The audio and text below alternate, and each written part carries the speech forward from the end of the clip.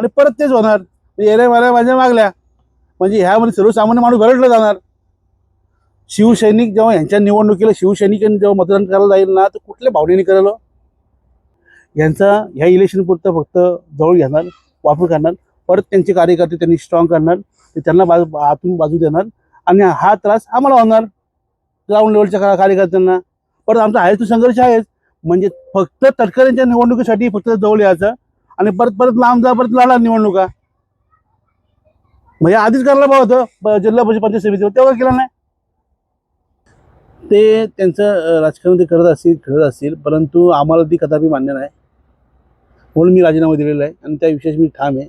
कर्जत खालापूरच्या प्रत्येक शिवसैनिकांना ती भूमिका पटत नाही की राष्ट्रवादीसोबत जाणं. कारण त्यांनी सगळ्यांनी संघर्ष राष्ट्रवादीच्या विरोधात केलेला आहे. त्यांनी त्रास दिला प्रत्येक प्रकरणामध्ये आमच्या प्रत्येक शिवसेना अडकवण्याचा प्रयत्न केला आहे. त्यामुळे कदापि त्या विचारांशी तडजोड नाही. मी जो काही राजीनामा दिलेला आहे ती बदलती भूमिका त्यावर राजीनामा दिलेला आहे आणि त्या बदलणाऱ्या भूमिका विधान परिषदेच्या वर मी राजीनामा दिलेला आहे. कारण ज्यांच्याशी संघर्ष करायचा त्यांच्या गळ्यात घालून परत आता आम्ही त्यांच्या पोरापुरता फक्त आम्ही प्रचार करायचा, ही कदापि गोष्ट आम्हाला मान्य नाही.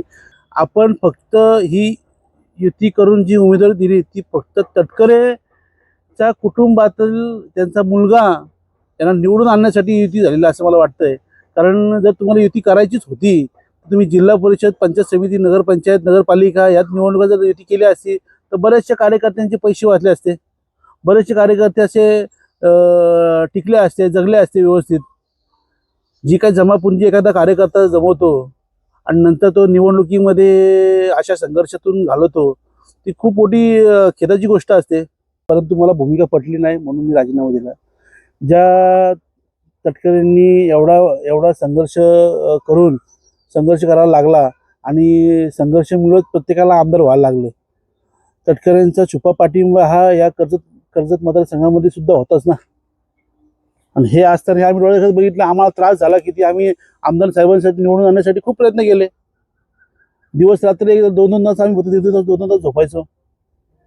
हे पाहत असताना आम्ही कसं काय एकत्र येऊन त्यांचा प्रचार करायचा, हे कदापि शक्य नाही.